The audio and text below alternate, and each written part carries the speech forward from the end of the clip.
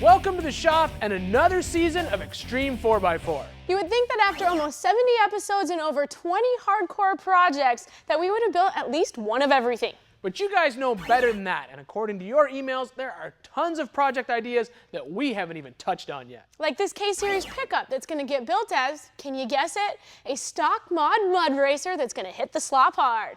Now, we picked up this truck honestly pretty cheap because, well, it's ugly. But as you guys know when you're shopping for project trucks, it's not how it looks on the outside, it's what's underneath that counts. And under the hood and between the frame rails of this truck is an off-roader's dream. We're talking an NV 4500 transmission, a Dana 60 out back, and a Dana 44 up front.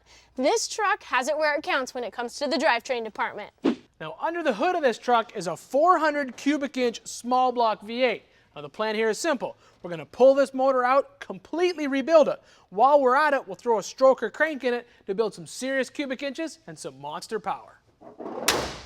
The Suzuki Samurai that we started last year is coming back into the shop for one of the craziest engine swaps ever.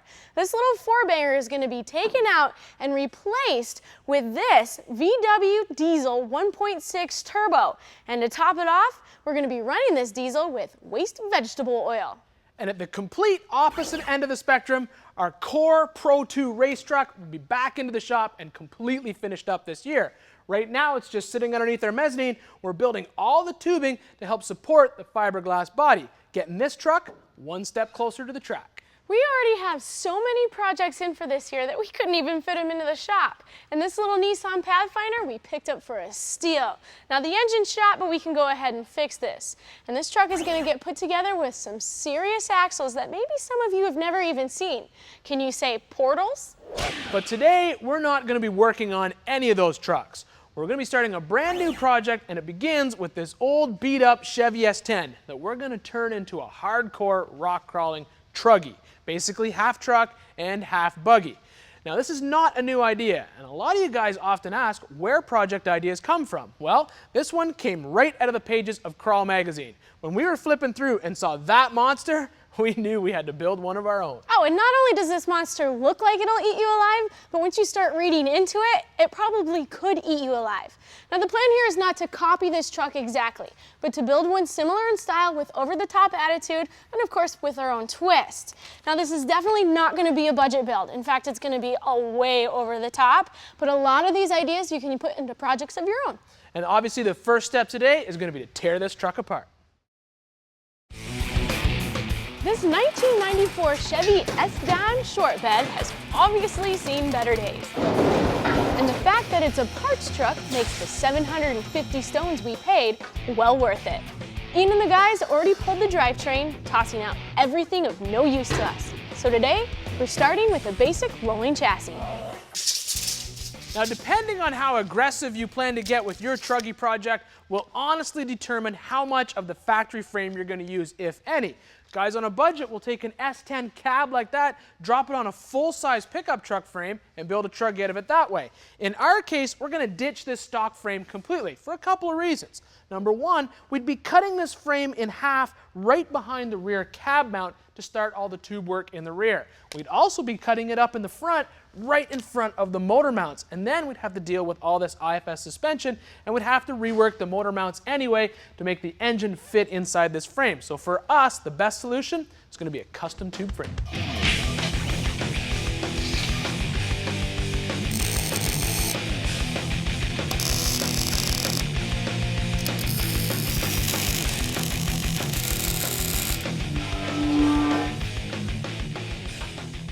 The 2x3 3/16" wall rectangular tubing makes for a great set of frame rails for a project like this. Just the sheer thickness of the material assures that this truck is going to be built on a good, strong foundation. Plus, there's other benefits to using rectangular tubing. Say you're going to be installing a conventional steering box. You have a nice flat surface to mount it to. Plus, if you're planning on running leaf springs in the front of your project, having a rectangular frame rail like this will make it a lot easier to mount the fixed as well as the swing shackle into the project. Now, rectangular tubing is very easy to work with. There's just a couple of rules to follow. The first one is whenever you have an angle, you want to split the total amount of the angle between the two cut pieces. As an example here, I have a 30-degree bend in this tube, so I cut each piece at 15 degrees. That way it will match up perfect all the way around and be strong. But it's not strong enough just to leave it alone. You need to install a fish plate to carry the load across the joint, and that way it'll distribute the load further on the tubing itself. Now, another place for a fish plate is going to be on the 90-degree corner at the front, and it'll carry the load across the two pieces, making this frame extra strong. Up next, our truggy transformation continues with fender stretching plus front and rear tube design. Stay tuned.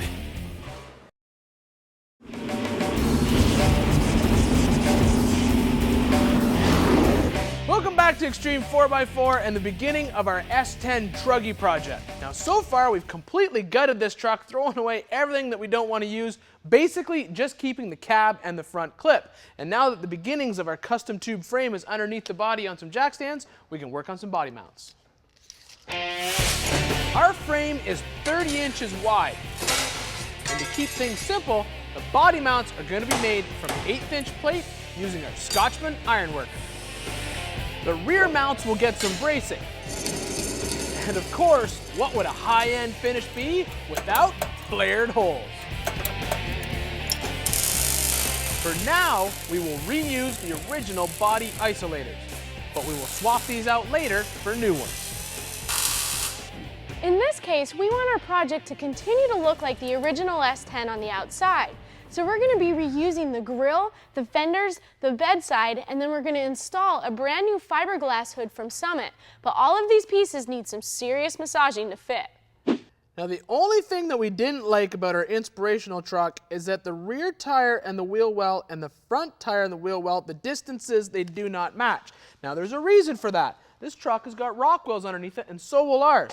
And the rock wheel needs to hang way out the front end of the truck so the reduction housing doesn't get into the oil pan. Now, we're going to solve this problem by doing a front end stretch on our S10 fenders. Now, this is not an easy job, but in the end, it'll be well worth it.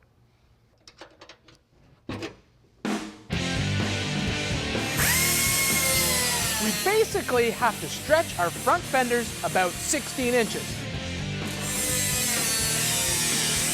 Now, this can be tricky, but believe me, if I can do this, anyone can.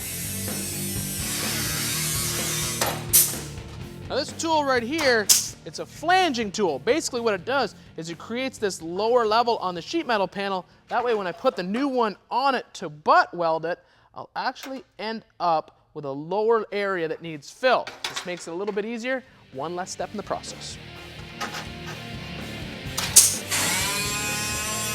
Once the new wheel well is set, a filler panel is cut from the rear bedside.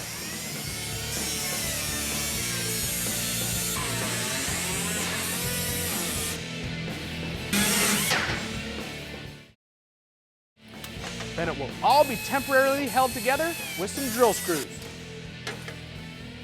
Once the fit looks good, all the joints are welded. Be sure to move around the panel a lot to minimize your heat input.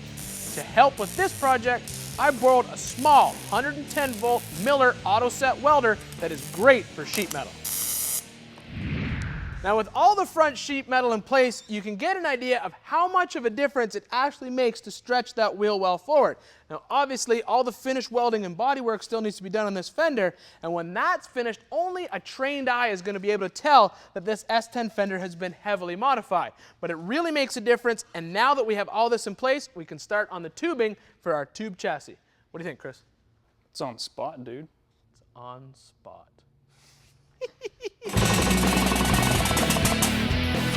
All the tubing we're using in this project is 1 5/8 120 wall DOM.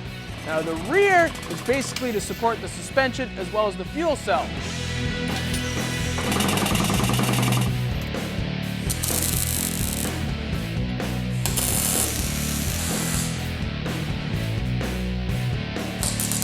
The front is a simple engine cage that's designed to protect our 502 in the event of a rollover.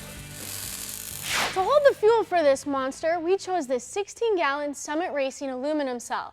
It's been fully pressure tested for leaks, has Dash 8 feed and return lines, a rollover vent, plus we opted for the 0 to 90 ohm fuel sender already installed.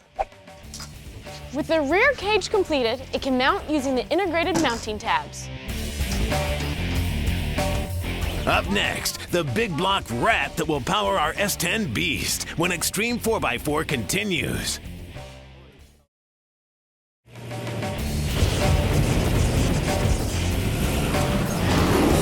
Hey guys, welcome back to Xtreme 4x4 in our S10 truggy build. So far that truck has undergone a huge transformation since it's first come into the shop. And now it's time for us to take a look at the power plant for that project. The GM Performance Ramjet family of engines is a great crate motor. Not only are they guaranteed in power, in this case 502 horsepower and 565 foot-pounds of torque, but it truly is a turnkey engine with its starter, flex plate, engine wires, water pump, throttle brackets, and an ECU mounted under the intake. Plus, it's got a forged crank, pistons, rods, and a roller camshaft. This engine's got all the good stuff inside too. Now, to make the installation of the engine as easy as possible, we're simply going to raise the truck up in the air on the lift. We'll position the motor underneath, right on the pallet itself, and then lower it down over the top. In case you haven't guessed by now, the radiator will be going in the rear of this truck. So the only real clearance issue we have up front will be the accessory drives that we got from Bob Hook Chevrolet.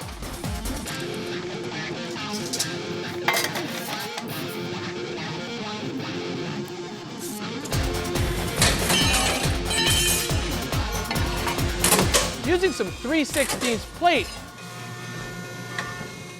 we'll shear and punch an engine side mount plate.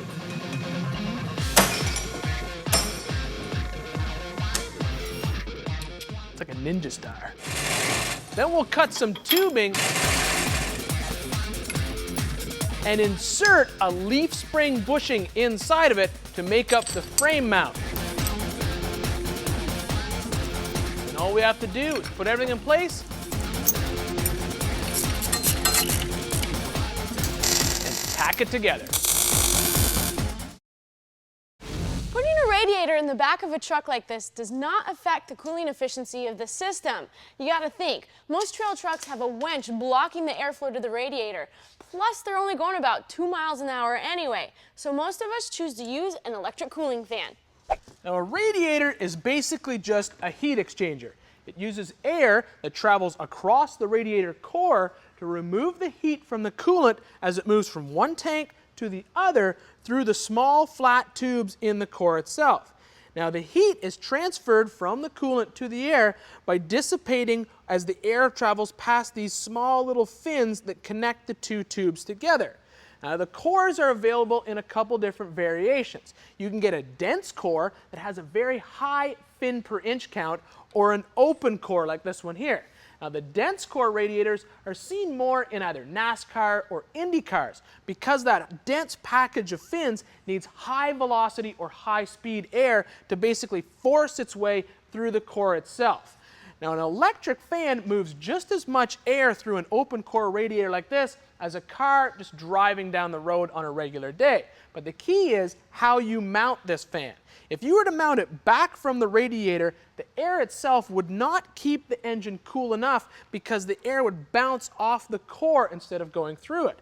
If you took the same fan and mounted it directly to the radiator, the air would be forced through the core, therefore cooling the engine. Or better yet, set it back a little bit and build a shroud around the entire core itself.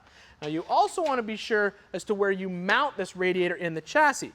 If you end up with the radiator fill cap below the highest point of the engine, you're going to end up with an air pocket in the cooling system, and therefore it will constantly be overheating.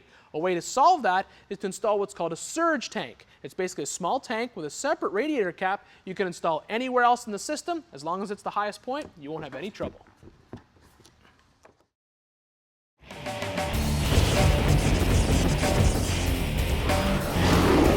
We're back on Xtreme, and as you can see, our S10 has undergone a huge transformation. From a once worn-out pickup truck into this, the beginning stages of a hardcore, high-end truggy. We brought these tires into the shop during the early stages of the build to make sure we had clearance while bending tubing and hanging sheet metal.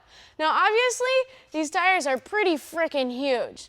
These 46-inch Mickey Thompson Baja claws have 20 inches of contact area from side biter to side biter. They also have a 6-ply sidewall with cut-resistant compound. And these 23-degree lugs have a deep void ratio for easy cleanout.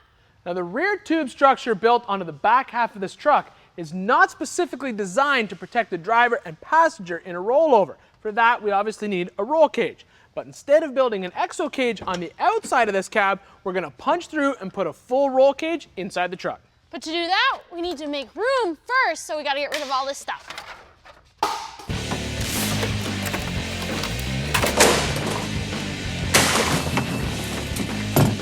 Woohoo, we're rich! Now this is where we've run into a problem that a lot of you guys at home might have whenever you're trying to get a cage from the inside of a truck to the outside. And we still want to make this cab removable from the chassis itself so we can actually do the bodywork on the truck as well as have the chassis powder coated or painted. So that means we have to use a plate system to attach it. Now it's not that big of a deal, there's just a couple of rules to follow when you do it.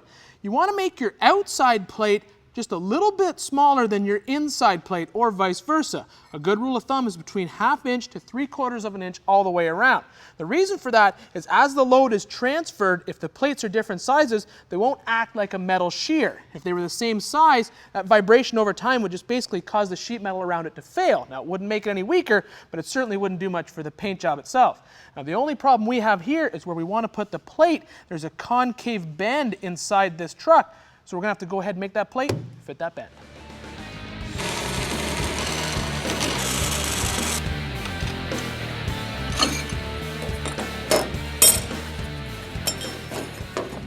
When it comes to winches nowadays, you can pretty much have everything that you may need when you're out on the trail.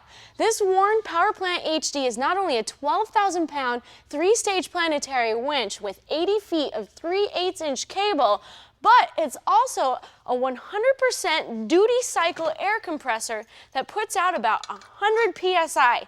That's enough to air up your tires or even use air tools out on the trail.